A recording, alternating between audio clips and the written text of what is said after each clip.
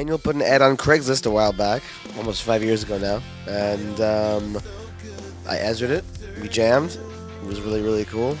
Calls me a couple days later and says, let's find a drummer. And then he found Danny on MySpace. MySpace was like the big thing, and everybody's like, loving the MySpace, and they were telling me to get a profile, and I just left the band. And my MySpace profile was made for like 20 minutes, and then I just checked it just to make sure it was still there because I didn't know how the thing worked.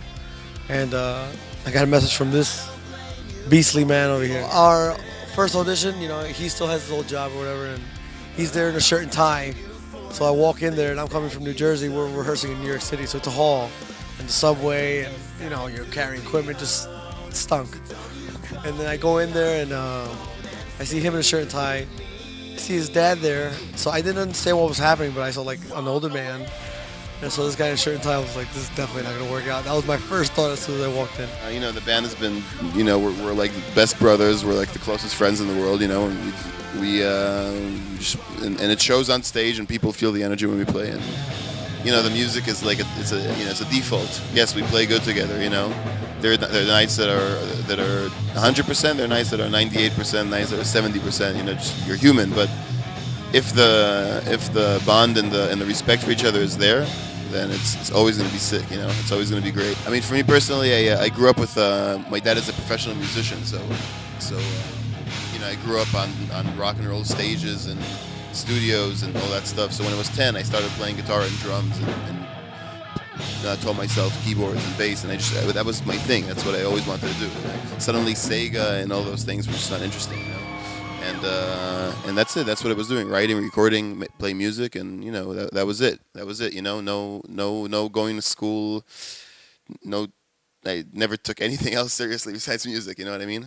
High school was basically falafel breaks, and I grew up in Israel.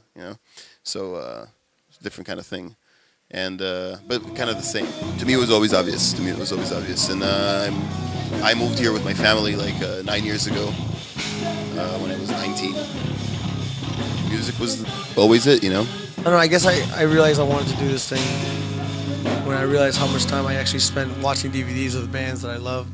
And I've been playing drums since I was a kid, like 3 years old or something, 4 years old. But it was just like a baby kid, obviously.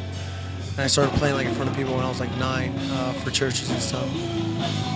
But it really never hit me until I was like, junior year of high school or so, or senior. And I started playing with my dad actually in a very small band or whatever. It was fun, it was a great learning experience, my first studio experience. And then there was a time where I just had to leave my dad's band because I wanted to play with people my age, because he was older, which was great. But it wasn't the music that I wanted to do. It's our first record.